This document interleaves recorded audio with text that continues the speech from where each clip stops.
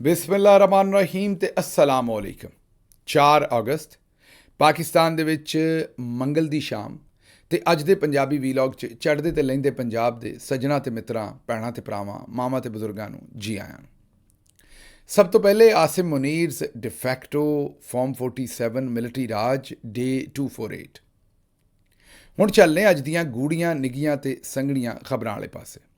ਪਹਿਲੀ ਖਬਰ ਤੁਹਾਡੇ ਸਾਹਮਣੇ ਸੁਹੇਲ ਵੜਾਇਚ ਸਾਹਿਬ ਦਾ ਇੱਕ ਜ਼ੂ ਮਾਨੀ ਜਿਹੜਾ ਕਾਲਮ ਹੈ, ਮੈਨੂੰ ਤਾਂ ਬੜਾ ਗੰਦਾ ਜਿਹਾ ਕਾਲਮ ਲੱਗਾ ਹੈ। ਗੰਦਾ ਜਿਹਾ ਮਤਲਬ ਹੈ ਕਿ ਉਹਦੇ ਵਿੱਚ ਮਾਨੀ ਬੜੇ ਗਲਤ ਜਿਹੇ ਨੇ। ਅਸੀਂ ਇਹੋ ਜਿਹੀਆਂ ਗੱਲਾਂ ਕਰੀਏ ਤਾਂ ਨੂਨ ਲੀਗ ਵਾਲਿਆਂ ਨੇ ਸਾਡੇ ਮਗਰ ਪੈ ਜਾਣਾ। ਹੁਣ ਪਤਾ ਨਹੀਂ ਕਿਹਦੇ ਨਾਲ ਤਸ਼ਬੀਹ ਦੇ ਰਹੇ ਨੇ ਕਿ ਇਸ ਖਾਤੂਨ ਪਾਕਿਸਤਾਨ 'ਚ ਕਿਹੜੀ ਖਾਤੂਨ ਹੈ ਜਿਹਨੂੰ ਆਸਿਮ ਮੁਨੀਰ ਸਾਹਿਬ ਦੀ ਦੁਲਹਨ ਬਣਾ ਕੇ ਪੇਸ਼ ਕਰ ਰਹੇ ਨੇ। ਹਕੂਮਤੀ ਹਲਕਿਆਂ ਦੀ ਮੈਂ ਗੱਲ ਕਰ ਰਿਹਾ। ਉਹਨਾਂ ਦੀ ਆਪਣੀ ਦੁਲਹਨ ਹੈ, ਜ਼ਾਹਿਰ ਹੈ ਉਹਨਾਂ ਦੀ ਜ਼ੌਜਾ ਜਿਹੜੇ ਨੇ, ਮੈਂ ਉਹਨਾਂ ਦੀ ਗੱਲ ਨਹੀਂ ਕਰ ਰਿਹਾ। ਲੇਕਿਨ ਹਕੂਮਤ ਦੇ ਜਿਹੜੇ ਮਾਮਲਾਤ ਨੇ ਇਸ ਵੇਲੇ, ਜਿਹੜੀਆਂ ਜਮਾਤਾਂ ਨੇ, ਉਹਨਾਂ 'ਚੋਂ ਪਤਾ ਨਹੀਂ ਕਿਹੜੀ ਸ਼ਖਸੀਅਤ ਨੂੰ ਉਹਨਾਂ ਦੀ ਮਹਿਬੂਬਾ ਅਤੇ ਕਿਹੜੀ ਨੂੰ ਵੱਡੀ ਬੇਗਮ ਅਤੇ ਕਿਹੜੀ ਨੂੰ ਛੋਟੀ ਬੇਗਮ ਬਣਾ ਕੇ ਪੇਸ਼ ਕਰ ਰਹੇ ਨੇ। ਇਹ ਮਹਿਬੂਬਾ ਕਿਹੜੀ ਹੈ ਜਿਹਦੇ ਉੱਤੇ ਉਹਨਾਂ ਦਾ ਐਡਾ ਦਿਲ ਆਇਆ ਅਤੇ ਉਹ ਡੁੱਲਦੇ ਜਾ ਰਹੇ ਨੇ। ਕਹਿੰਦੇ ਨੇ ਕਿ ਸ਼ਾਹੀ ਹਰਮ ਯੂਰਪ ਦਾ ਹੋਵੇ ਅਤੇ ਜਾਂ ਏਸ਼ੀਆ ਦਾ ਹੋਵੇ, ਮੁਸਲਿਮ ਦੁਨੀਆ ਦਾ ਹੋਵੇ ਜਾਂ ਈਸਾਈ ਦੁਨੀਆ ਦਾ ਹੋਵੇ, ਜੰਗਲੀ ਕਬੀਲੇ ਦੇ ਸਰਦਾਰ ਦਾ ਹੋਵੇ ਜਾਂ ਵੱਡੀ ਰਿਆਸਤ ਦੇ ਬਾਦਸ਼ਾਹ ਦਾ, ਉਹਨਾਂ ਦੇ ਤੌਰ ਤਰੀਕੇ, ਅਦਬੋ ਅਦਾਬ, ਮਾਹੌਲ, ਸਕਾਫਤ ਦੀ ਕਹਾਣੀਆਂ ਬੜੀਆਂ ਦਿਲਚਸਪ ਹੁੰਦੀਆਂ ਨੇ। ਇਹ ਮੈਨੂੰ ਲੱਗਦਾ ਹੈ ਕਿ ਭਾ ਹੋਣੀ ਜਿਹੜੇ ਨੇ ਇਹਨਾਂ ਦਾ ਕਾਲਮ ਲੋਕੀ ਪੜ੍ਹਨਾ ਥੋੜ੍ਹਾ ਜਿਹਾ ਛੱਡ ਗਏ ਨੇ। ਇਸ ਲਈ ਤੁਸੀਂ ਗੌਰ ਕੀਤਾ ਹੋਏਗਾ, ਮੈਨੂੰ ਨਹੀਂ ਪਤਾ ਕਦੀ ਇਹ ਤੁਹਾਡੇ ਨਾਲ ਵਾਕਿਆ ਹੋਇਆ ਕਿ ਨਹੀਂ। ਅਸੀਂ ਤਾਂ ਕਿਉਂਕਿ ਕਾਲਜ ਆਉਂਦੇ ਜਾਂਦੇ ਫੈਸਲਾਬਾਦ ਦੇ ਵਿੱਚ ਜਾਂ ਸਕੂਲ ਦੇ ਵਿੱਚ ਜਾਂ ਦੂਸਰੇ ਮਾਮਲਾਤ ਦੇ ਵਿੱਚ ਕਿਸੇ ਟ੍ਰੇਨ ਸਟੇਸ਼ਨ 'ਤੇ ਕਿਸੇ ਜਗ੍ਹਾ ਤੋਂ ਲੰਘੇ ਤਾਂ ਉੱਥੇ ਇਹੀ ਕੰਮ ਹੋਣ ਡਿਆ ਹੁੰਦਾ ਸੀ ਵੀ ਇੱਕ ਬੰਦਾ ਖਲੋਂਦਾ ਸੀ, ਉਹ ਮਜਮਾ ਲਾਉਂਦਾ ਸੀ। ਸ਼ੁਰੂ ਦੇ ਵਿੱਚ ਉਹ ਗੰਦੀਆਂ ਗੰਦੀਆਂ ਗੱਲਾਂ ਕਰਦਾ ਸੀ। ਇਹ ਹੁਣ ਮੈਂ ਨਹੀਂ ਦੱਸ ਸਕਦਾ ਕਿਹੋ ਜਿਹੀਆਂ ਗੰਦੀਆਂ ਗੱਲਾਂ, ਗੰਦੇ ਇਸ਼ਾਰੇ ਕਰਦਾ ਸੀ ਅਤੇ ਗੰਦੀਆਂ ਗੱਲਾਂ ਕਰਦਾ ਸੀ। ਟੀਨੇਜਰ ਮੁੰਡੇ ਅਟਰੈਕਟ ਹੋ ਕੇ ਖਲੋ ਜਾਂਦੇ ਸਨ। ਥੋੜ੍ਹੀ ਦੇਰ ਤੋਂ ਬਾਅਦ ਜਿਹੜੇ ਭਾਈ ਸ਼ਾਹੀ ਹੁੰਦੇ ਸਨ, ਮਤਲਬ ਕੋਈ 25, 30, 35, 40 ਸਾਲ ਵਾਲੇ, ਉਹ ਵੀ ਇਕੱਠੇ ਹੋ ਜਾਂਦੇ ਸਨ। ਫਿਰ ਬਾਬੇ ਵੀ ਇਕੱਠੇ ਹੋ ਜਾਂਦੇ ਸਨ। ਉਹ ਮਜਮਾ ਬਣ ਜਾਂਦਾ ਸੀ, ਗੋਲ ਚੱਕਰ ਜਿਹਾ ਬਣ ਜਾਂਦਾ ਸੀ, ਦਰਮਿਆਨ 'ਚੋਂ ਖਲੋਂਦਾ ਸੀ ਅਤੇ ਉਹਦੀ ਮਹਾਰਤ ਇਹ ਹੁੰਦੀ ਸੀ ਵੀ ਘੁੰਮ ਘੁੰਮ ਕੇ ਸਾਰਿਆਂ ਨਾਲ ਗੱਲ ਕਰਦਾ ਸੀ। ਹੱਥਾਂ ਨਾਲ, ਉਂਗਲੀਆਂ ਨਾਲ ਗੰਦੇ ਇਸ਼ਾਰੇ ਵੀ ਕਰਦਾ ਸੀ ਅਤੇ ਉਹ ਗੰਦੀਆਂ ਗੰਦੀਆਂ ਗੱਲਾਂ ਪਹਿਲਾਂ ਸੁਣਾਉਂਦਾ ਸੀ ਔਰ ਉਸ ਗੰਦੀਆਂ ਗੱਲਾਂ ਨਾਲ ਲੋਕਾਂ ਨੂੰ ਆਪਣੇ ਲਾਗੇ ਕਰਦਾ ਸੀ। ਅਤੇ ਫਿਰ ਅਚਾਨਕ ਉਹ ਆਪਣਾ ਇੱਕ ਬਸਤਾ ਖੋਲ੍ਹਦਾ ਸੀ ਅਤੇ ਉਹਦੇ 'ਚੋਂ ਉਹ ਤੇਲ ਦੀਆਂ ਸ਼ੀਸ਼ੀਆਂ ਕੱਢਦਾ ਸੀ, ਮਰੇ ਹੋਏ ਸਾਂਢੇ ਬਾਹਰ ਕੱਢ ਕੇ ਰੱਖਦਾ ਸੀ ਅਤੇ ਕਹਿੰਦਾ ਸੀ ਵੀ ਤੁਹਾਡੀਆਂ ਸਾਰੀਆਂ ਪਰੇਸ਼ਾਨੀਆਂ ਦਾ ਇਲਾਜ ਇਹ ਸਾਂਢਾ, ਮਤਲਬ ਉਹ ਇੱਕ ਛਿਪਕਲੀ ਤਰ੍ਹਾਂ ਦੀ ਇੱਕ ਸ਼ੈ ਹੁੰਦੀ ਹੈ। ਉਹ ਆਂਦੇ ਸਨ ਕਿ ਜਨਾਬ ਇਹ ਜਿਨਸੀ ਕਮਜ਼ੋਰੀ ਦੇ ਖਿਲਾਫ ਇਹ ਤੁਹਾਡਾ ਬੜੀ ਮਦਦ ਕਰੇਗਾ। ਅਤੇ ਇਹ ਉਹ ਮਰੇ ਹੋਏ ਆਕੜੇ ਹੋਏ ਸਾਂਢੇ ਪਏ ਹੁੰਦੇ ਸਨ ਅਤੇ ਉਹ ਸਾਂਢੇ ਜਿਹੜੇ ਸਨ ਉਹਨਾਂ ਨੂੰ ਇਸ ਲਈ ਦਿਖਾਉਂਦੇ ਸਨ। ਅੱਛਾ, ਇਹ ਸਾਂਢਾ ਤੁਸੀਂ ਪਤਾ ਨਹੀਂ ਸਮਝਦੇ ਹੋਵੋਗੇ, ਪਤਾ ਨਹੀਂ ਸੰਡੇ ਦੀ ਗੱਲ ਹੋ ਰਹੀ ਹੈ, ਕਿਸੇ ਜਿਹੜੀ ਹੈ ਉਹ ਕਿਸੇ ਬੈਲ ਸ਼ੈਲ ਦੀ ਗੱਲ ਹੋ ਰਹੀ। ਉਹ ਇੱਕ ਛਿਪਕਲੀ ਤਰ੍ਹਾਂ ਦਾ ਇੱਕ ਛੋਟਾ ਜਿਹਾ ਜਾਨਵਰ ਹੈ। ਉਹਦੀ ਆਕੜੇ ਹੋਏ ਮਰੇ ਹੋਏ ਜਿਹੜੇ ਨੇ ਉਹ 5-7 ਰੱਖੇ ਹੁੰਦੇ ਸੀ, ਇੰਜ ਉਹਨਾਂ ਨੂੰ ਥੱਲੇ ਵਿਛਾ ਦਿੰਦਾ ਸੀ ਅਤੇ ਨਾਲ ਤੇਲ ਦੀਆਂ ਸ਼ੀਸ਼ੀਆਂ ਸੀ। ਉਹ ਪਤਾ ਨਹੀਂ ਤੇਲ ਕਿਹੜੀ ਸ਼ੈ ਦਾ ਹੁੰਦਾ ਹੋਏਗਾ, ਲੇਕਿਨ ਉਹ ਦੱਸਦਾ ਇਹ ਸੀ ਕਿ ਮੈਂ ਇਹਨਾਂ ਦੇ ਵਿੱਚੋਂ ਕੱਢਿਆ ਉਹ ਤੇਲ। ਇਹੋ ਜਿਹੇ ਜਿਹੜੇ ਦੂਜੇ ਮੇਰੇ ਕੋਲ ਸਨ ਉਹਨਾਂ 'ਚੋਂ ਕੱਢਿਆ ਅਤੇ ਇਹ ਜਿਹੜੇ ਨੇ ਇਹਨਾਂ 'ਚੋਂ ਵੀ ਮੈਂ ਕੱਢਣਾ ਹੈ, ਲੇਕਿਨ ਤੁਹਾਨੂੰ ਵਿਖਾਉਣ ਵਾਸਤੇ ਰੱਖਿਆ ਹੈ। ਫਿਰ ਉਹਦਾ ਇਸਤੇਮਾਲ ਦੱਸਦਾ ਸੀ ਬੜੇ ਗੰਦੇ ਤਰੀਕੇ ਨਾਲ, ਫਿਰ ਉਹਦੇ ਫਵਾਇਦ ਦੱਸਦਾ ਸੀ ਬੜੇ ਗੰਦੇ ਤਰੀਕੇ ਨਾਲ, ਫਿਰ ਲੋਕਾਂ ਦੇ ਅੰਦਰ ਜਿਹੜੀਆਂ ਆਰਜ਼ੂਆਂ ਨੇ, ਜਿਹੜੇ ਵੀ ਉਹਨਾਂ ਦੇ ਓਬਜੈਕਟਿਵ ਨੇ, ਜਿਹੜਾ ਵੀ ਉਹ ਦੁਨੀਆ ਦੇ ਵਿੱਚ ਹਨੇਰ ਪਾਉਣਾ ਚਾਹੁੰਦੇ ਨੇ, ਉਹਦੇ 'ਤੇ ਰੋਸ਼ਨੀ ਪਾਉਂਦਾ ਸੀ ਵੀ ਤੁਸੀਂ ਇਹ ਮੇਰੀ ਦਵਾਈ ਇਸਤੇਮਾਲ ਕਰਕੇ, ਤੇਲ ਇਸਤੇਮਾਲ ਕਰਕੇ ਕਿੰਨਾ ਹਨੇਰ ਪਾ ਸਕਦੇ ਹੋ। ਲੁੱਬੇ ਲਬਾਬ ਇਹ ਹੈ ਕਿ ਵੇਚਣਾ ਉਹਨੇ ਤੇਲ ਹੁੰਦਾ ਸੀ, ਲੇਕਿਨ ਉਹ ਗੱਲ ਸ਼ੁਰੂ ਗੰਦੀਆਂ ਗੱਲਾਂ ਤੋਂ ਕਰਦਾ ਸੀ। ਗੰਦੀਆਂ ਗੱਲਾਂ ਨਾਲ ਲੋਕਾਂ ਨੂੰ ਲਾਗੇ ਕਰ ਲੈਂਦਾ ਸੀ ਅਤੇ ਫਿਰ ਤੇਲ ਵੇਚਦਾ ਸੀ। ਇਹ ਮੈਂ ਥੋੜ੍ਹਾ ਜਿਹਾ ਵੇਖਿਆ ਹੈ ਵੀ ਇਹ ਸੁਹੇਲ ਵੜਾਇਚ ਸਾਹਿਬ ਵੀ ਅੱਜ ਕੱਲ੍ਹ ਇਸੇ ਪਟੜੀ 'ਤੇ ਚੜ੍ਹ ਗਏ ਨੇ। ਜਾਂ ਤਾਂ ਲੋਕ ਇਹਨਾਂ ਨੂੰ ਸੁਣਨਾ ਬੰਦ ਕਰ ਗਏ ਨੇ ਔਰ ਉਹਦੀ ਵਜ੍ਹਾ ਇਹੀ ਹੈ, ਜ਼ਾਹਿਰ ਹੈ ਪਿਛਲੇ ਇਲੈਕਸ਼ਨ ਦੇ ਵਿੱਚ, ਉਸ ਤੋਂ ਪਹਿਲੇ ਜਿਹੜੀਆਂ ਇਹਨਾਂ ਦੀਆਂ ਇੱਕੋ ਸਾਲ ਦੇ ਵਿੱਚ 899 ਖਬਰਾਂ ਝੂਠੀਆਂ ਨਿਕਲੀਆਂ ਸਨ, ਪਸ਼ੀਨ ਗੋਈਆਂ ਝੂਠੀਆਂ ਨਿਕਲੀਆਂ ਸਨ। ਉਸ ਤੋਂ ਬਾਅਦ ਇਹਨਾਂ ਦੀ ਦਾਨਸ਼ਵਰੀ ਨੂੰ ਤਾਂ ਸਾਂਢੇ ਦਾ ਤੇਲ ਲੱਗ ਗਿਆ ਹੈ। ਇਹ ਹੁਣ ਮੇਰਾ ਖਿਆਲ ਅੱਗੋਂ ਹੁਣ ਆਵਾਮ ਨੂੰ ਦੋਹਰੇ ਸਾਂਢੇ ਦਾ ਤੇਲ ਵੇਚਣਾ ਚਾਹੁੰਦੇ ਨੇ, ਜਿਹਦੀ ਵਜ੍ਹਾ ਤੋਂ ਗੰਦੀਆਂ ਗੰਦੀਆਂ ਗੱਲਾਂ ਦੇ ਨਾਲ ਕਾਲਮ ਸ਼ੁਰੂ ਕਰਦੇ ਨੇ। ਔਰ ਗੰਦੀਆਂ ਦਾ ਮਤਲਬ ਉਹੋ ਜਿਹੀਆਂ ਗੰਦੀਆਂ ਤਾਂ ਨਹੀਂ ਜਿਹੋ ਜਿਹੀਆਂ ਉਸ ਮਜਮੇ 'ਚ ਜ਼ਾਹਿਰ ਹੈ। ਇੱਥੇ ਤਾਂ ਇਹਨਾਂ ਨੂੰ ਕੁਟਾਪਾ ਪਏਗਾ ਅਗਰ ਅਖਬਾਰ ਦੇ ਵਿੱਚ ਉਹੋ ਜਿਹੀਆਂ ਗੰਦੀਆਂ ਗੱਲਾਂ ਸਿੱਧੀਆਂ ਲਿਖਣ, ਲੇਕਿਨ ਗੱਲਾਂ ਖਾਸੀਆਂ ਗੰਦੀਆਂ ਹੀ ਹੁੰਦੀਆਂ ਨੇ ਜ਼ੁਬਾਨੀ ਤਰੀਕੇ ਨਾਲ। ਹੁਣ ਜਿਸ ਤਰ੍ਹਾਂ ਮੈਂ ਤੁਹਾਨੂੰ ਕਿਹਾ, ਸਾਬਕ ਮਹਿਬੂਬਾ, ਬੜੀ ਬੇਗਮ, ਨਈ ਦੁਲਹਨ। ਇਹ ਹੁਣ ਨਵੀਂ ਦੁਲਹਨ ਤੁਸੀਂ ਆਪ ਸੋਚ ਲਓ ਕਿਹੜੀ ਹੈ ਅਤੇ ਸਾਬਕਾ ਮਹਿਬੂਬਾ ਕਿਹੜੀ ਹੈ। ਅਤੇ ਇਸ਼ਾਰਾ ਫੀਲਡ ਮਾਰਸ਼ਲ ਆਸਿਮ ਮੁਨੀਰ ਵੱਲ ਕਰ ਰਹੇ ਨੇ ਵੀ ਉਹਨਾਂ ਦੀ ਇੱਕ ਸਾਬਕਾ ਮਹਿਬੂਬਾ ਹੈ, ਇੱਕ ਨਵੀਂ ਦੁਲਹਨ ਹੈ, ਇੱਕ ਨਵੀਂ ਮਹਿਬੂਬਾ ਹੈ। ਇਹੋ ਜਿਹੀਆਂ ਗੱਲਾਂ ਕਰਨ ਡਏ ਨੇ। ਇਹ ਕੰਪੀਟੀਸ਼ਨ ਕਿੱਥੋਂ ਆਇਆ, ਕਿਹਨੇ ਦਿੱਤਾ, ਕੀ ਬਣਿਆ, ਇਹ ਸਾਨੂੰ ਕੋਈ ਸਮਝ ਨਹੀਂ, ਲੇਕਿਨ ਸਾਰਾ ਕਾਲਮ ਹੀ ਜ਼ੁਬਾਨੀ ਹੈ। ਅੱਛਾ, ਅਮਰੀਕਾ ਦੇ ਵਿੱਚ ਮੈਂ ਵੇਖਿਆ ਕਰਦਾਸ਼ੀਅਨ ਫੈਮਿਲੀ ਹੋਵੇ ਜਾਂ ਦੂਜੇ ਹੋਣ ਕਿ ਵੜੈਚ ਸਾਹਿਬ ਦੀ ਉਮਰ 'ਚ ਜਾ ਕੇ ਕਈ ਬੰਦਿਆਂ ਨੇ ਆਪਣੀ ਜਿਨਸ ਵੀ ਬਦਲ ਲਈ ਹੈ। ਉਹਨਾਂ ਨੇ ਕਿਹਾ ਸਾਡੇ ਜਿਸਮ ਦੇ ਵਿੱਚ ਕੋਈ ਇਹੋ ਜਿਹੀ ਤਬਦੀਲੀਆਂ ਆਈਆਂ ਨੇ ਵੀ ਹੁਣ ਅਸੀਂ ਮਰਦ ਨਹੀਂ ਔਰਤ ਹੈ, ਜਾਂ ਅਸੀਂ ਔਰਤ ਨਹੀਂ ਅਸੀਂ ਮਰਦ ਹੈ। ਮਤਲਬ ਉਹਨਾਂ ਨੇ ਆਪਣੀ ਤਬਦੀਲੀ ਕਰ ਲਈ ਹੈ। ਕਈਆਂ ਨੇ ਤਾਂ ਸਰਜਰੀਜ਼ ਵੀ ਕਰਵਾਈਆਂ ਨੇ, ਔਰ ਹੁਣ ਉਹ ਪਤਾ ਹੀ ਨਹੀਂ ਲੱਗਦਾ ਵੀ ਉਹ ਪਹਿਲਾਂ ਮਰਦ ਹੁੰਦਾ ਸੀ ਤੇ ਹੁਣ ਔਰਤ ਹੈ। ਇਹ ਸੁਹੇਲ ਵੜੈਚ ਸਾਹਿਬ ਪਤਾ ਨਹੀਂ ਇਹ ਸਾਰੀ ਗੱਲ 'ਚੋਂ ਕੱਢਣਾ ਕੀ ਚਾਹੁੰਦੇ ਨੇ, ਕਿਉਂਕਿ ਅੱਜ ਕੱਲ੍ਹ ਜਿਹੋ ਜਿਹੀਆਂ ਗੱਲਾਂ ਕਰਦੇ ਨੇ, ਕਦੀ ਜ਼ਨਾਨੀ ਬਣ ਜਾਂਦੇ ਨੇ, ਕਦੀ ਕਿਸੇ ਦੀ ਮਾਂ ਬਣ ਜਾਂਦੇ ਨੇ, ਕਦੀ ਕਿਸੇ ਦੀ ਘਰ ਵਾਲੀ ਬਣ ਜਾਂਦੇ ਨੇ, ਕਦੀ ਕਿਸੇ ਦੀ ਘਰ ਵਾਲੀ ਬਣ ਕੇ ਕਾਲਮ ਲਿਖ ਦਿੰਦੇ ਨੇ। ਹੁਣ ਉਹ ਬੰਦਾ ਪਤਾ ਨਹੀਂ ਕੀ ਕਰਦਾ ਹੋਏਗਾ ਸੋਚ ਕੇ ਨਾਲ ਨੂੰ, ਜਦੋਂ ਉਹ ਸੋਚਦਾ ਹੋਏਗਾ ਆਪਣੀ ਘਰ ਵਾਲੀ ਦੇ ਬਾਰੇ। ਫਿਰ ਅੱਗੋਂ ਸੁਹੇਲ ਵੜੈਚ, ਕਿਉਂਕਿ ਉਹਨਾਂ ਦੀ ਘਰ ਵਾਲੀ ਬਣ ਕੇ ਕਾਲਮ ਲਿਖ ਚੁੱਕੇ ਨੇ, ਅਤੇ ਸੁਹੇਲ ਵੜੈਚ ਸਾਹਿਬ ਦੀ ਸ਼ਕਲ ਉਹਨਾਂ ਨੂੰ ਨਜ਼ਰ ਆਉਂਦੀ ਹੋਏਗੀ ਆਪਣੀ ਘਰ ਵਾਲੀ ਦੇ ਤੌਰ 'ਤੇ, ਅਤੇ ਉਹਦੇ 'ਤੇ ਕੀ ਬੀਤਦੀ ਹੋਏਗੀ। ਜ਼ਰਾ ਇੱਕ ਵਾਰੀ ਸੁਹੇਲ ਵੜੈਚ ਸਾਹਿਬ ਦੀ ਸ਼ਕਲ ਦੇ ਬਾਰੇ ਸੋਚੋ ਨਾ। ਮਤਲਬ ਮੈਂ ਕੋਈ ਬੁਰੀ ਨਹੀਂ ਕਹਿ ਰਿਹਾ, ਉਹਨਾਂ ਦੀ ਸ਼ਕਲ ਬੜੀ ਮਾਸ਼ਾਅੱਲਾ ਮਰਦਾਨਾ ਵਜਾਹਤ ਹੈ ਉਹਨਾਂ ਦੀ ਸ਼ਕਲ ਦੇ ਉੱਤੇ, ਬਹੁਤ ਹੀ ਨੂਰ ਹੈ ਰੱਬ ਦਾ। ਅਤੇ ਉਹ ਜ਼ਰਾ ਉਹਨਾਂ ਦਾ ਪੁਰਨੂਰ ਚਿਹਰਾ ਸੋਚੋ, ਅਤੇ ਕਿਸੇ ਬੰਦੇ ਦੀ ਉਹ ਜ਼ਨਾਨੀ ਬਣ ਕੇ ਕਾਲਮ ਲਿਖ ਰਹੇ ਨੇ। ਮੈਨੂੰ ਲੱਗਦਾ ਉਹ ਬੰਦਾ ਆਪਣੀ ਜ਼ਨਾਨੀ ਵੱਲ ਵੇਖਣਾ ਹੀ ਬੰਦ ਕਰ ਦਿੰਦਾ ਹੋਏਗਾ, ਜਾਂ ਉਹਦੇ ਬਾਰੇ ਸੋਚਣਾ ਹੀ ਬੰਦ ਕਰ ਦਿੰਦਾ ਹੋਏਗਾ। ਬਹਰਹਾਲ ਕੋਈ ਮਿੰਨਤ ਕਰੋ ਇਹਨਾਂ ਦੀ, ਇਹਨਾਂ ਨੂੰ ਕਹੋ ਕੋਈ ਤੁਸੀਂ ਕੋਈ ਥੋੜ੍ਹੇ ਜਿਹੇ ਉਹ ਕੋਈ ਨਾਵਲ ਲਿਖ ਲਓ ਇਹੋ ਜਿਹੇ ਗੰਦੇ ਸ਼ੰਦੇ। ਮੇਰਾ ਮਤਲਬ ਹੈ ਕੋਈ ਜ਼ੂਮਾਨੀ ਕਿਸਮ ਦੇ ਨਾਵਲ ਲਿਖ ਲਓ, ਕੋਈ ਕਿਤਾਬਾਂ ਲਿਖ ਲਓ। ਚਲੋ ਇਹ ਜਿਹੜਾ ਤੁਸੀਂ ਕੰਮ ਨਵਾਂ ਕਾਲਮ ਸ਼ਾਲਮ ਲਿਖਣੇ ਸ਼ੁਰੂ ਕੀਤੇ ਨੇ, ਇਹ ਆਵਾਮ ਨੂੰ ਤਾਂ ਬੜਾ ਖ਼ਰਾਬ ਕਰ ਦਿਓਗੇ। ਬੱਚੇ ਵੀ ਪੜ੍ਹਦੇ ਹੋਣਗੇ ਤੁਹਾਡੇ, ਅਖਬਾਰ 'ਤੇ ਕੋਈ ਪਾਬੰਦੀ ਨਹੀਂ ਹੁੰਦੀ ਬੱਚਿਆਂ ਦੇ ਪੜ੍ਹਨ 'ਤੇ। ਥੋੜ੍ਹੀ ਜਿਹੀ ਮਿਹਰਬਾਨੀ ਇਹਨਾਂ ਦੇ ਕੋਲੋਂ ਕੋਈ ਕਰਵਾ ਲੈ। ਅੱਛਾ, ਇਹ ਤਾਂ ਤੁਹਾਨੂੰ ਪਤਾ ਹੀ ਹੈ ਕਿ ਕੱਲ੍ਹ ਅਲੀਮਾ ਖਾਨਮ ਸਾਹਿਬਾ ਜਿਹੜੇ ਨੇ ਉਹ ਮੀਆਂ ਵਾਲੀ ਜਾ ਰਹੇ ਸਨ, ਜਿਹੜੀ ਉਹਨਾਂ ਨੇ ਜ਼ਾਹਿਰ ਹੈ ਜਿਹੜੀ ਅੱਜ ਕੱਲ੍ਹ ਉਹ ਵਰਕਰਸ ਦੇ ਨਾਲ ਜਾ ਕੇ ਇੰਟਰੈਕਟ ਕਰ ਰਹੇ ਨੇ, ਜਿਹੜਾ ਕਿ ਬੜਾ ਚੰਗਾ ਕੰਮ ਕਰ ਰਹੇ ਨੇ ਕਿ ਇੱਕ ਮੋਬਿਲਾਈਜੇਸ਼ਨ ਹੋ ਰਹੀ ਹੈ। ਮੈਂ ਬਾਰ-ਬਾਰ ਪਹਿਲਾਂ ਵੀ ਰਿਕੁਐਸਟ ਕੀਤੀ ਉਹਨਾਂ ਕੋਲੋਂ ਵੀ, ਪਾਰਟੀ ਕੋਲੋਂ ਵੀ, ਕਿ ਹੁਣ ਮਜ਼ੀਦ ਇੰਤਜ਼ਾਰ ਨਾ ਕਰੋ, ਇੱਕ ਲਾਹੇ ਅਮਲ ਦਿਓ ਕਿ ਅੱਗੋਂ ਕਰਨਾ ਕੀ ਹੈ। ਮਤਲਬ ਇਹ ਜਿਹੜੇ ਛੋਟੇ ਛੋਟੇ ਅਸੀਂ ਮੁਜ਼ਾਹਰੇ ਕਰ ਰਹੇ ਹਾਂ ਹਰ ਜਗ੍ਹਾ 'ਤੇ ਜਾ ਕੇ, ਇਹਨਾਂ ਨੂੰ ਹੁਣ ਇਕੱਠਾ ਕਰਕੇ ਜਾਂ ਸੂਬਾ ਬੰਦ ਕਰੀਏ ਜਾਂ ਕੋਈ ਪੁਰਅਮਨ ਤਰੀਕੇ ਨਾਲ ਡਿਆਲਾ ਜੇਲ੍ਹ ਵਾਲੇ ਪਾਸੇ ਨੂੰ ਤੁਰੀਏ, ਤਾਂ ਕਿ ਇਮਰਾਨ ਖਾਨ ਸਾਹਿਬ ਦੀ ਸਿਹਤ ਦੇ ਉੱਤੇ ਵੀ ਕੋਈ ਗੱਲ ਹੋ ਸਕੇ ਅਤੇ ਉਹਨਾਂ ਨੂੰ ਕੋਈ ਰਿਹਾਈ ਦਾ ਵੀ ਉਹਨਾਂ ਦਾ ਬੰਦੋਬਸਤ ਹੋ ਸਕੇ। ਉਹਨਾਂ ਨੂੰ ਕੱਲ੍ਹ ਮੀਆਂ ਵਾਲੀ ਦੀ ਪੁਲਿਸ ਨੇ ਡੱਕ ਲਿਆ, ਜਿਸ ਵੇਲੇ ਉਹ ਖੁਸ਼ਹਾਲਗੜ੍ਹ ਨਾਕੇ ਤੋਂ ਜਾਂ ਜਿਹੜਾ ਪੁਲ ਹੈ ਉੱਥੋਂ KP ਤੋਂ ਉਹ ਇੰਟਰ ਹੋਏ ਮੀਆਂ ਵਾਲੀ ਸਾਈਡ 'ਤੇ। ਉਹਨਾਂ ਨੂੰ ਉੱਥੇ ਪੁਲਿਸ ਨੇ ਨਾਕਾ ਲਾਇਆ। ਅੱਜ ਇਹ ਪਤਾ ਲੱਗਾ ਹੈ ਕਿ ਕੋਈ 8 ਤੋਂ 10 ਜਿਹੜੇ ਵਰਕਰ ਸਨ PTI ਦੇ, ਉਹਨਾਂ ਨੂੰ ਵੀ 3 MPO ਦੇ ਵਿੱਚ ਉੱਥੋਂ ਦੇ ਡਿਪਟੀ ਕਮਿਸ਼ਨਰ ਨੇ ਜੇਲ੍ਹ ਦੇ ਵਿੱਚ ਪਾ ਦਿੱਤਾ ਹੈ। ਅਲੀਮਾ ਖਾਨਮ ਸਾਹਿਬਾ ਨੂੰ ਡੱਕ ਦਿੱਤਾ ਗਿਆ ਔਰ ਉਹਨਾਂ ਨੂੰ ਇਜਾਜ਼ਤ ਨਹੀਂ ਦਿੱਤੀ ਗਈ ਕਿ ਉਹ ਉੱਥੇ ਵਰਕਰਸ ਦੇ ਨਾਲ ਇੰਟਰੈਕਟ ਕਰ ਲੈਣ। ਗ੍ਰਿਫਤਾਰ ਤਾਂ ਨਹੀਂ ਕੀਤਾ ਗਿਆ, ਸ਼ੁਕਰ ਹੈ, ਵਰਨਾ ਇਹਨਾਂ ਦੀ ਫਸਤਾਈਅਤ 'ਤੇ ਇਹ ਵੀ ਕੋਈ ਇਤਬਾਰ ਨਹੀਂ ਕਿ ਬਸ ਇੰਨੇ ਕੁ ਕੰਮ 'ਤੇ ਹੀ ਗ੍ਰਿਫਤਾਰ ਕਰਕੇ ਤੇ ਕੋਈ ਦਹਿਸ਼ਤਗਰਦੀ ਦਾ ਪਰਚਾ ਵੀ ਦੇ ਦੇਣ। ਲੇਕਿਨ ਇਹ ਕਿ ਉਹਨਾਂ ਨੂੰ ਉੱਥੋਂ ਬੜੀ ਭਾਰੀ ਪੁਲਿਸ ਲਾ ਕੇ ਅਤੇ ਉਹਨਾਂ ਦੀ ਜਿਹੜੀ ਵਰਕਰਸ ਉਹਨਾਂ ਦਾ ਇਸਤਕਬਾਲ ਕਰਨ ਆਏ ਸਨ, ਉਹ ਉਹਨਾਂ ਨੂੰ ਨਹੀਂ ਕਰਨ ਦਿੱਤਾ। ਅੱਛਾ, ਅੱਗੋਂ ਸੁਣ ਲਓ ਜ਼ਰਾ।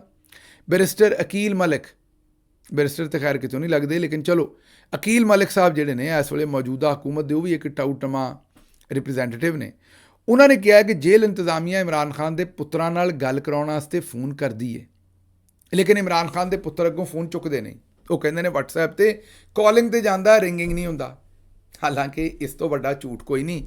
ਇਮਰਾਨ ਖਾਨ ਦੇ ਬੱਚੇ ਬਾਰ-ਬਾਰ ਇਹ ਕੰਪਲੇਨ ਕਰਦੇ ਨੇ ਕਿ ਸਾਡੇ ਵਾਲਿਦ ਸਾਹਿਬ ਦੇ ਨਾਲ ਸਾਡੀ ਗੱਲ ਨਹੀਂ ਕਰਾਈ ਜਾਂਦੀ।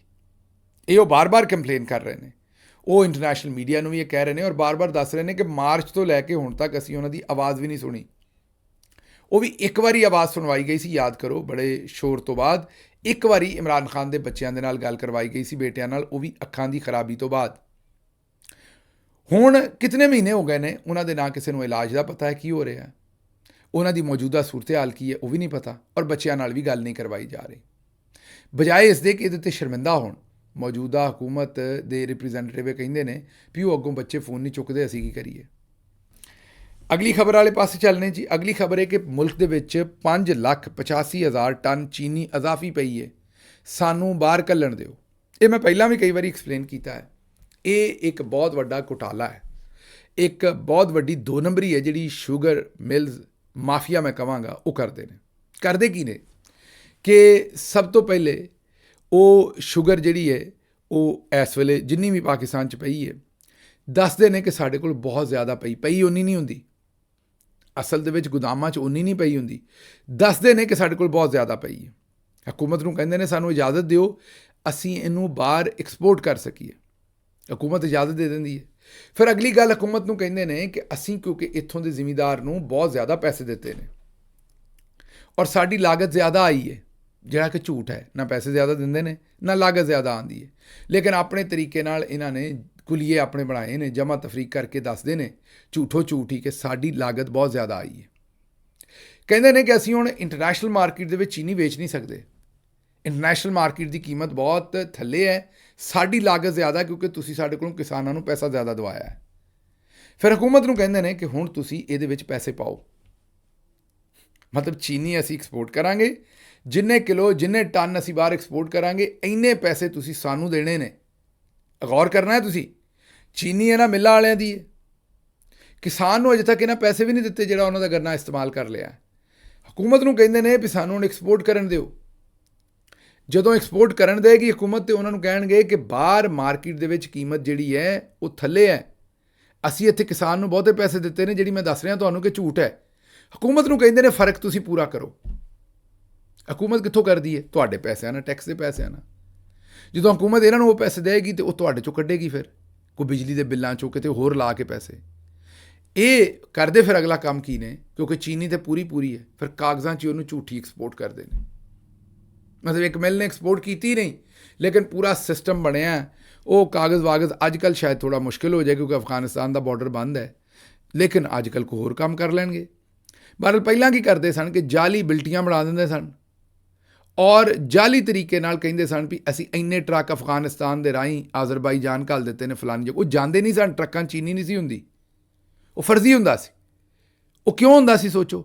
ਉਹ ਤੁਹਾਨੂੰ ਦੱਸਿਆ ਨਾ ਕਿ ਇਹ ਕਹਿੰਦੇ ਨੇ ਵੀ ਇੰਟਰਨੈਸ਼ਨਲ ਕੀਮਤ ਘੱਟ ਹੈ, ਸਾਡੀ ਲਾਗਤ ਜ਼ਿਆਦਾ, ਜਿਹੜਾ ਫਰਕ ਤੁਸੀਂ ਦਿਓ। ਬਗੈਰ ਚੀਨੀ ਐਕਸਪੋਰਟ ਕੀਤੇ ਹੋਏ ਕਾਗਜ਼ਾਂ 'ਚ ਐਕਸਪੋਰਟ ਕਰਕੇ ਉਹ ਫਰਕ ਗਵਰਨਮੈਂਟ ਕੋਲੋਂ ਲੈ ਲੈਂਦੇ ਸਨ। ਇਹ ਇਹਨਾਂ ਦਾ ਤਰੀਕਾ ਵਾਰਦਾਤ ਹੈ। ਹੁਣ ਇੱਕ ਵਾਰੀ ਫੇਰ ਮੰਗ ਰਹੇ ਨੇ ਇਜਾਜ਼ਤ ਕਿ ਸਾਨੂੰ ਚੀਨੀ ਬਾਹਰ ਘੱਲਣ ਦੀ ਇਜਾਜ਼ਤ ਦਿਓ। ਇੱਕ ਤਾਂ ਚੀਨੀ ਮੁਲਕ ਦੇ ਵਿੱਚ ਵਾਫਰ ਹੋਣੀ ਨਹੀਂ, ਜਿੰਨੀ ਵੀ ਹੋਵੇ ਸਾਡੇ ਲੋਕੀ ਖਾ ਪੀ ਜਾਂਦੇ ਨੇ। ਔਰ ਪਿਛਲੇ ਸਾਲਾਂ ਦੇ ਵਿੱਚ ਤੁਸੀਂ ਆਪ ਹੀ ਵੇਖ ਲਓ ਕਿ ਹਰ ਸਾਲ ਚੀਨੀ ਦੀ ਕੀਮਤ ਕਿਵੇਂ ਵਧੀ ਹੈ। ਹੁਣ ਇਹਨਾਂ ਨੇ ਐਕਸਪੋਰਟ ਕਰਨ ਦੀ ਇਜਾਜ਼ਤ ਮੰਗਣੀ। ਐਕਸਪੋਰਟ ਕੋਈ ਥੋੜ੍ਹੀ ਬਹੁਤ ਕਰਨਗੇ, ਕਾਗਜ਼ਾਂ 'ਚ ਬਹੁਤੀ ਵਿਖਾਉਣਗੇ ਔਰ ਫਿਰ ਮਾਰਕੀਟ 'ਚ ਇਹਨਾਂ ਨੇ ਕਹਿਣਾ ਵੀ ਚੀਨੀ ਖਤਮ ਹੋ ਗਈ, ਐਕਸਪੋਰਟ ਹੋ ਗਈ। ਹੁਣ ਇਹਨਾਂ ਨੇ ਹਕੂਮਤ ਨੂੰ ਕਹਿਣਾ ਵਾਫਰ ਚੀਨੀ ਹੈ। 2 ਮਹੀਨੇ ਤੋਂ ਬਾਅਦ ਇਹਨਾਂ ਨੇ ਮਾਰਕੀਟ ਦੇ ਵਿੱਚ ਝੂਠਾ ਮਾਹੌਲ ਬਣਾਉਣਾ ਹੈ ਵੀ ਚੀਨੀ ਖਤਮ ਹੋ ਗਈ। ਹੁਣੀ ਨਹੀਂ ਖਤਮ, ਲੇਕਿਨ ਉਹਦੀ ਸਪਲਾਈ ਇਹਨਾਂ ਘੱਟ ਕਰ ਦੇਣੀ ਹੈ ਕਿਉਂਕਿ ਚੰਦ ਟੱਬਰ ਨੇ ਜਿਨ੍ਹਾਂ ਦੇ ਕੋਲ ਮਿੱਲਾਂ ਨੇ ਅਤੇ ਪੂਰਾ ਕੰਟਰੋਲ ਚੀਨੀ ਦੇ ਉੱਤੇ ਉਹਨਾਂ ਦਾ ਹੈ। ਉਹਦੀ ਸਪਲਾਈ ਇਹਨਾਂ ਨੇ ਆਰਟੀਫਿਸ਼ਲ ਸ਼ਾਰਟ ਕਰ ਦੇਣੀ ਹੈ, ਜਿਹਦੇ ਨਾਲ ਉਹਦੀ ਕੀਮਤ ਵੱਧ ਜਾਣੀ ਹੈ ਔਰ ਲੋਕਾਂ ਨੇ ਫਿਰ ਅਗਲਾ ਪੂਰਾ ਸਾਲ ਮਹਿੰਗੇ ਭਾਅ ਦੀ ਚੀਨੀ ਜਿਹੜੀ ਉਹ ਲੈ ਕੇ ਖਾਣੀ ਹੈ। ਇਹ ਇੱਕ 2 ਨੰਬਰੀ ਹੈ ਜਿਹੜੀ ਪਹਿਲਾਂ ਵੀ ਹੁੰਦੀ ਆਈ ਹੈ ਅਤੇ ਹੁਣ ਵੀ ਦੋਹਰੇ ਤੋਂ ਕਰਨ ਲੱਗੇ ਨੇ। ਅੱਲਾ ਹੀ ਖੈਰ ਕਰੇ, ਦੇਖਨੇ ਇਹਦੇ ਤੋਂ ਲੋਕਾਂ ਦੀ ਬਚਤ ਹੁੰਦੀ ਹੈ ਕਿ ਨਹੀਂ। ਅਗਲੀ ਸੁਣ ਲਓ। ਵਫਾਕੀ ਵਜ਼ੀਰ ਬਰਾਏ food security Rana Tanveer Hussain form 47 ਦੇ, ਉਹਨਾਂ ਨੇ ਕਿਹਾ ਕਿ ਕਣਕ ਦੀ ਕੀਮਤ ਵਧਾਉਣ ਦੀ ਤਜਵੀਜ਼ 'ਤੇ ਅਸੀਂ ਗੌਰ ਕਰ ਰਹੇ ਹਾਂ। ਹੁਣ ਜ਼ਰਾ ਗੌਰ ਕਰਨਾ ਹੈ ਤੁਸੀਂ, ਗੰਦਮ ਦੀ ਕੀਮਤ ਕਿਸਾਨ ਦੇ ਕੋਲੋਂ ਤੇ ਅਪ੍ਰੈਲ ਦੇ ਵਿੱਚ ਖੋਹ ਲਈ। ਹੁਣ ਜੂਨ ਜੁਲਾਈ ਗੁਜ਼ਰਿਆ, ਸਿਰਫ 2 ਮਹੀਨੇ ਤੇ ਕਹਿੰਦੇ ਨੇ ਉਹਦੀ ਕੀਮਤ ਵਧਾਉਣੀ ਹੈ। ਕਿਸਾਨ ਨੂੰ ਮਾਰ ਛੱਡਿਆ, ਉਹਦੇ ਕੋਲੋਂ ਸਸਤੀ ਚੁੱਕ ਲਈ ਹੈ, ਲੇਕਿਨ ਅੱਗੇ ਹੁਣ ਮਿਡਲ ਮੈਨਾਂ ਨੂੰ ਫਾਇਦਾ ਦੇਣ ਲਈ ਹੁਣ ਕਹਿੰਦੇ ਨੇ ਵੀ ਅਸੀਂ ਉਹਦੀ ਕੀਮਤ ਵਧਾਉਣੀ ਹੈ। ਅੱਛਾ ਜੀ, ਅਗਲੀ ਖਬਰ ਜਿਹੜੀ ਤੁਹਾਡੇ ਸਾਹਮਣੇ ਰੱਖਣੀ ਹੈ ਉਹ ਬਿਲਾਵਲ ਜ਼ਰਦਾਰੀ ਸਾਹਿਬ ਨੇ ਜਿਹੜੀ ਇੱਕ ਨਵੀਂ ਸ਼ੋਸ਼ਾ ਛੱਡ ਦਿੱਤਾ ਵੀ ਉਲਟੀ ਗਿਣਤੀ ਜਿਹੜੀ ਹੈ ਉਹ ਸ਼ੁਰੂ ਹੋ ਗਈ ਹੈ। ਇਹ ਮੈਂ ਤੁਹਾਨੂੰ ਪਹਿਲਾਂ ਵੀ ਦੱਸਿਆ ਕਈ ਵਾਰੀ, ਇਹ ਸਾਰੀ ਨੂਰਾ ਕੁਸ਼ਤੀ ਹੈ, ਇੱਕ ਦੂਜੇ ਨਾਲ ਝੂਠੀ ਲੜਾਈ ਹੈ। ਇੱਕ ਹੁਣ ਕਸ਼ਮੀਰ ਦੇ ਵਿੱਚ ਜਾਲੀ ਝੂਠੀ ਆਪੋਜੀਸ਼ਨ ਬਣ ਜਾਏਗਾ ਅਤੇ ਇੱਕ ਹਕੂਮਤ ਬਣ ਜਾਏਗਾ। ਮਕਸਦ ਲੋਕਾਂ ਨੂੰ ਬੇਵਕੂਫ ਬਣਾਉਣਾ ਹੈ ਵੀ ਅਸੀਂ ਵੇਖੋ ਇੱਥੇ ਆਪੋਜੀਸ਼ਨ ਵੀ ਹੈਗੇ ਆ ਅਤੇ ਹਕੂਮਤ ਵੀ ਹੈਗੇ ਆ, ਹੋਰ ਇਹਨਾਂ ਦਾ ਕੋਈ ਇਹਦੇ ਵਿੱਚ ਮਤਮਾ ਨਜ਼ਰ ਜਿਹੜਾ ਉਹ ਮੌਜੂਦ ਨਹੀਂ ਹੈ। ਅਗਲੀ ਖਬਰ ਜੀ, ਰਾਣਾ ਸਨਾਉੱਲਾ ਸਾਹਿਬ ਨੇ ਕਿਹਾ ਕਿ ਕੱਲ੍ਹ ਪੀਪਲਜ਼ ਪਾਰਟੀ ਨੇ ਜਿਹੜਾ ਡਰਾਮਾ ਕੀਤਾ ਹੈ, ਪਹਿਲਾਂ ਤੁਹਾਨੂੰ ਇਹ ਦੱਸ ਦਿੰਦੇ ਕਿ ਪੀਪਲਜ਼ ਪਾਰਟੀ ਦੇ ਵਜ਼ੀਰ ਆਜ਼ਮ ਨੇ ਵੀ ਇਹ ਟਵੀਟ ਕੀਤਾ, ਜਿਹੜਾ ਇਸ ਵੇਲੇ ਆਜ਼ਾਦ ਕਸ਼ਮੀਰ ਦੇ ਨੇ ਰਾਠੌਰ ਸਾਹਿਬ, ਕਿ ਇਸ ਵੇਲੇ ਦੇ ਜਿਹੜੇ ਕਾਇਮ ਮਕਾਮ ਸਦਰ ਨੇ ਕਸ਼ਮੀਰ ਦੇ, ਇਸ ਵੇਲੇ ਕਸ਼ਮੀਰ ਦੀ ਰਿਆਸਤ ਦੇ ਜਿਹੜੇ ਕਾਇਮ ਮਕਾਮ ਸਦਰ ਨੇ ਚੌਧਰੀ ਲਤੀਫ ਅਕਬਰ, ਉਹਨਾਂ ਦੇ ਉੱਤੇ ਕਾਤਲਾਨਾ ਹਮਲਾ ਹੋ ਗਿਆ। ਖਬਰ ਬੜੀ ਵੱਡੀ ਸੀ, ਜ਼ਾਹਿਰ ਹੈ ਕਿ ਇਸ ਵੇਲੇ ਮੌਜੂਦਾ ਜਿਹੜੇ ਕਸ਼ਮੀਰ ਦੇ ਹੈੱਡ ਆਫ ਸਟੇਟ ਨੇ ਉਹਨਾਂ ਦੇ ਉੱਤੇ ਕਿਸੇ ਨੇ ਕਾਤਲਾਨਾ ਹਮਲਾ ਕਰ ਦਿੱਤਾ। ਇਹ ਖਬਰ ਸੀ। ਪੀਪਲਜ਼ ਪਾਰਟੀ ਨੇ ਇਹਨੂੰ ਵੱਧ ਚੜ੍ਹ ਕੇ ਪੂਰੇ ਮੀਡੀਆ 'ਚ ਫੈਲਾਇਆ। ਰਾਠੌਰ ਸਾਹਿਬ ਨੇ ਵੀ ਕਿਹਾ ਵੀ ਉਹਨਾਂ 'ਤੇ ਹਮਲਾ, ਰਿਆਸਤ 'ਤੇ ਹਮਲਾ, ਅਸੀਂ ਇਹ ਕਰ ਦਿਆਂਗੇ, ਉਹ ਕਰ ਦਿਆਂਗੇ। ਔਰ ਗੱਲ ਵੀ ਜ਼ਾਹਿਰ ਹੈ ਕਿ ਅਗਰ ਇੱਕ ਹੈੱਡ ਆਫ ਸਟੇਟ ਆਜ਼ਾਦ ਕਸ਼ਮੀਰ ਦੇ ਜਿਹੜੇ ਸਦਰ ਨੇ ਉਹਨਾਂ ਦੇ ਉੱਤੇ ਹਮਲਾ ਹੋਇਆ ਤਾਂ ਇਹ ਕੋਈ ਆਮ ਗੱਲ ਤਾਂ ਨਹੀਂ ਔਰ ਚੰਗੀ ਗੱਲ ਵੀ ਨਹੀਂ। ਹੁਣ ਰਾਣਾ ਸਨਾਉੱਲਾ ਕਹਿੰਦੇ ਨੇ ਕਿ ਚੌਧਰੀ ਲਤੀਫ ਅਕਬਰ ਦੇ ਉੱਤੇ ਕਾਤਲਾਨਾ ਹਮਲਾ ਜਿਹੜਾ ਹੈ ਉਹ ਝੂਠ ਗੱਲ ਸੀ ਸਾਰੀ। ਪੀਪਲਸ ਪਾਰਟੀ ਨੇ ਸਾਰਾ ਝੂਠ ਮਾਰਿਆ। ਕਦੀ ਮੁੱਕਿਆਂ ਨਾਲ ਤੇ ਗਾਲਾਂ ਨਾਲ ਵੀ ਕਾਤਲਾਨਾ ਹਮਲਾ ਹੋਇਆ ਹੈ। ਰਾਣਾ ਸਨਾਉੱਲਾ ਸਾਹਿਬ ਇਹ ਕਹਿਣਾ ਚਾਹ ਰਹੇ ਨੇ ਵੀ ਕਦੀ ਗੰਦੀਆਂ ਗਾਲਾਂ ਕੱਢਣ ਨਾਲ ਵੀ ਕੋਈ ਕਾਤਲਾਨਾ ਹਮਲਾ ਹੋਇਆ ਹੈ। ਮਤਲਬ ਉਹ ਦੂਸਰੇ ਲਫ਼ਜ਼ਾਂ 'ਚ ਦੱਸ ਰਹੇ ਨੇ ਕਿ ਪੀਪਲਸ ਪਾਰਟੀ ਦੇ ਚੌਧਰੀ ਲਤੀਫ ਅਕਬਰ ਨੂੰ ਗੰਦੀਆਂ ਗਾਲਾਂ ਕੱਢੀਆਂ ਗਈਆਂ ਨੇ। ਉਹ ਕਹਿੰਦੇ ਨੇ ਕਿ ਅਸੀਂ ਜਦੋਂ ਮੈਡੀਕਲ ਦਾ ਸਬੂਤ ਮੰਗਿਆ ਤਾਂ ਕੋਈ ਸਬੂਤ ਨਹੀਂ ਦਿੱਤਾ, ਬਸ ਇਹ ਆਖਿਆ ਵੀ ਇੱਕ ਮੁੱਕਾ ਲੱਗਾ ਅਤੇ ਮੈਨੂੰ ਗੰਦੀਆਂ ਗਾਲਾਂ ਕੱਢੀਆਂ ਨੇ। ਮਤਲਬ ਰਾਣਾ ਸਨਾਉੱਲਾ ਇਸ ਗੱਲ ਨੂੰ ਐਡਮਿਟ ਕਰ ਰਹੇ ਨੇ ਵੀ ਪੀਪਲਸ ਪਾਰਟੀ ਨੂੰ ਉੱਥੇ ਗੰਦੀਆਂ ਗਾਲਾਂ ਪੈਂਦੀਆਂ ਤੇ ਨੂਨ ਨੂੰ ਵੀ ਨੇ, ਲੇਕਿਨ ਉਹ ਪੀਪਲਸ ਪਾਰਟੀ ਦੇ ਬਾਰੇ ਦੱਸ ਰਹੇ ਨੇ। ਔਰ ਪੀਪਲਸ ਪਾਰਟੀ ਉਹਨੂੰ ਕਾਤਲਾਨਾ ਹਮਲੇ ਦੇ ਤੌਰ 'ਤੇ ਪੇਸ਼ ਕਰ ਰਹੀ ਸੀ। ਉਹ ਕਹਿੰਦੇ ਨੇ ਦੱਸੋ ਕਾਤਲਾਨਾ ਹਮਲਾ ਕਦੀ ਮੁੱਕਿਆਂ ਤੇ ਗੰਦੀਆਂ ਗਾਲਾਂ ਨਾਲ ਹੋਇਆ? ਇਹ ਜੇ ਇਹਨਾਂ ਦੀ ਰਿਐਲਿਟੀ, ਇੱਥੋਂ ਸਮਝ ਲਓ, ਇਹ ਇਹਨਾਂ ਦੀ ਟੋਟਲ ਰਿਐਲਿਟੀ ਜੇ ਇਹੋ ਜਿਹੀ ਇਹਨਾਂ ਦੀ ਇੱਕ ਦੂਜੇ ਨਾਲ ਮੁਖਾਲਫਤ ਹੈ, ਇਹੋ ਜਿਹੀ ਇਹਨਾਂ ਦੇ ਸਾਰੇ ਮਾਮਲਾਤ ਨੇ। ਗੱਲ ਅੰਦਰੋਂ ਕੁਝ ਵੀ ਨਹੀਂ। ਇਹ ਚੌਧਰੀ ਸਾਹਿਬ ਹੁਣ ਕਸ਼ਮੀਰ ਐਕਸ਼ਨ ਕਮੇਟੀ ਨੂੰ ਇਰਰੈਲੀਵੈਂਟ ਕਰਨ ਲਈ ਇਹਨਾਂ ਦੀ ਨੂਰਾ ਕੁਸ਼ਤੀ ਕਰਵਾ ਰਹੇ ਨੇ ਆਪੋ 'ਚ, ਅਤੇ ਇਹੋ ਜਿਹੇ ਇਲਜ਼ਾਮ ਲਾਉਂਦੇ ਨੇ, ਫਿਰ ਇੱਕ ਦੂਜੇ ਨੂੰ ਆਪੇ ਹੀ ਨੰਗੀਆਂ ਕਰਦੇ ਨੇ, ਅਤੇ ਇੰਝ ਹੀ ਕੰਮ ਚੱਲ ਰਿਹਾ। ਮੈਨੂੰ ਇੱਥੋਂ ਦਿਓ ਇਜਾਜ਼ਤ, ਤੇ ਰੱਬ ਰੱਖਾ।